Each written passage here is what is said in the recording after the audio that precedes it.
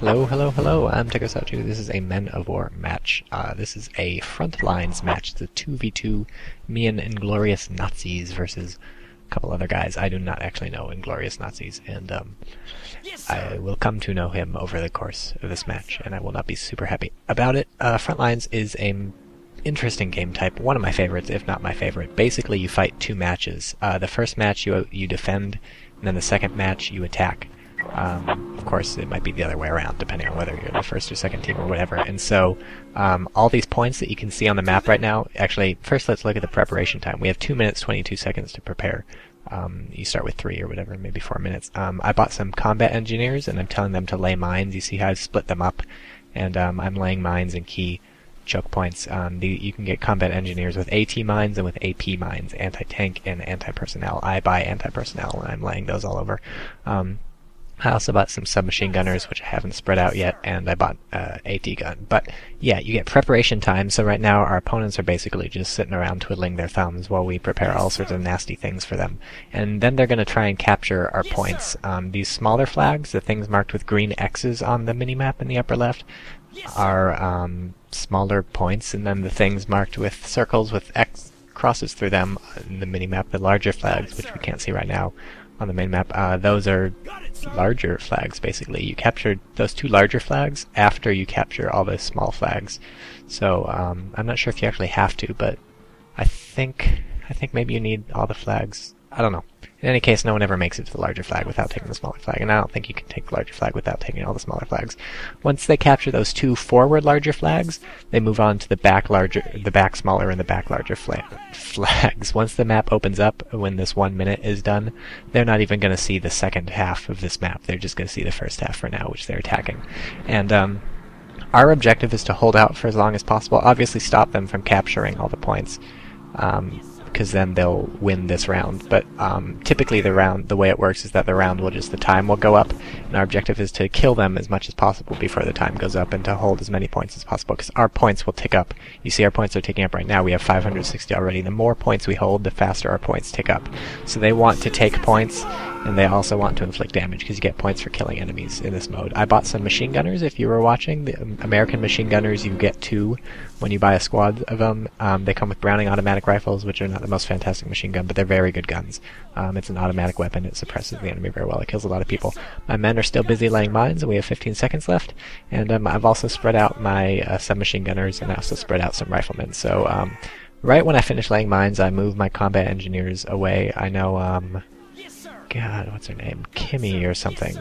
She's another shoutcaster on YouTube. Does the same thing. Once you lay your mines, get your engineers out of there, because if your opponent sees an engineer just standing in the middle of nowhere, fair bet there's mines. Oh, and we're playing United States versus the Japanese. So, yeah, there's that. So I'm laying anti-personnel mines instead of anti-tank mines. I'm not a big fan of anti-tank mines, because typically they'll just detract something. They'll blow up a light vehicle, but I prefer to blow up light vehicles with an AT gun, like this M3 light AT gun I bought. I figure I buy a light AT gun. Usually I don't buy these light field guns, but Japanese have very light tanks and light things, and so I figured I'd do pretty well against them. Unfortunately, the sandbags I laid were a little high for my AT gun, so I'm backing it up a bit to try and get a shot off. But in any case, my mortar manages to take out that truck, the open-faced Japanese truck. That was an AA vehicle, so that would have inflicted some pain on me. They are not making a lot of progress, you will see. I'm holding them off pretty well, although my ally on the left, if you were watching the death messages, he lost a huge amount of infantry earlier, so I don't know what that was. He lost it to like a Hochi or something, one of those Japanese tanks. I'm going to probably name the Japanese tanks when you see them, but it's not going to mean a goddamn thing, because they all sound the same. And that's not racist, because I'm talking about the tank names. That cha-ching sound like a cash register was us getting more money to buy units. And them getting more money to buy units. And that, my friends, is a Japanese APC, or a Japanese mine layer with 5 flamethrowers, with 3 flamethrowers. It's killed many, many people, and it is going to kill many, many more people, I suspect. That's one of the most amazing things. It's a Ho-E, I guess. Or an SSD. No, it's an SSD. The Ho-E is that light tank over there. So that's pretty birdy. You want to stay away from that, and it's incredibly effective until you can get some sort of anti-tank shot off on it. My AT gun is parked behind and to the left. We'll see it soon. Maybe we won't. Look at it, just setting everything on fire. I'm watching it like just pound through my lines, and the reason I haven't reacted sooner is I was just like in awe. I was just like, something has got to kill this, and of course my AT gun spawns behind a gazebo. But it's just like rampaging. Honestly, if I could do this again, I would have reacted much faster to that flamethrower tank. Once the dragon started belching flames all over me, I would have, you know, gone into crisis mode and taken it out. But in any case, I do get this AT gun up, so hopefully he'll be able to take it out pretty early. Unfortunately, it looks like he's going to own my light AT gun, but boom, track damaged, hull crush, so that's the end of that for now, and hopefully my AT gun's not going to burn to death, so I buy some tank crewmen to recrew it. But yeah, if I could do that again, I would have been more proactive, try and kill that thing before it makes it halfway to the end of our lines. And so there's another one of them. Luckily, it looks like it's going to drive down the road where I have my AT gun parked, and kaboom, hull destroyed. So points ticking up in the upper right for us. We get points not just for holding these flags, but also for killing enemy people. So the idea is to inflict as much damage as possible while you're defending, because when you attack, the tides will flip, and they'll start earning points just for defending and for killing your people, and you'll have to attack really fast, and at the end they total up the points you earned while defending. Oof, that really hurt, stupid Cheeto. Cheetos. You total up the points you earned while defending and while attacking, and the team with the highest added point value wins, and you get a prize. You don't get a prize. Maybe if Men of War is ever as popular as StarCraft is in Korea, there will be prizes for winning these sorts of things, but I think the chances of that are about 0. Alright, turret destroyed on the Cheeto. The M5 is a really nice AT gun. The United States gets a fantastic AT gun, but frankly you could make do with a pretty crappy AT gun. Japanese tanks have a really light armor. This is for many reasons, perhaps because the Japanese tanks do not dying. I'll start the line, says Inglorious Nazis. I'm not quite sure what he meant by that, but I'm glad he's starting the line, because someone's got to start it. That was a Hail Mary shot. I just saw this tank sitting out in the open, and I was like, you know, I got an AT gun, I'm going to try and blow it up, and so that was extremely gratifying, especially because I was in direct control.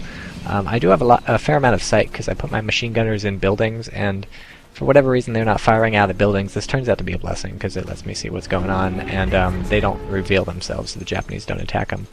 This guy's doing a pretty good job peeking around the corner of this building, not exposing himself. I sort of glance off his corner right there. I'm not really sure if that would have killed anything, even if it had hit. Maybe it can crush the thing. My AT gun gets decrewed, so really quickly I buy some tank crewmen and try and get back in there. He tries to blow it up with a grenade. He gets blown back by his own grenade, so I want to stop this paratrooper from killing my AT gun, but then I realize he's set a piece of dynamite there, so it's long gone, so I just retarget my AT crewman. So very nice job from my opponent, just moving up and destroying one of my assets.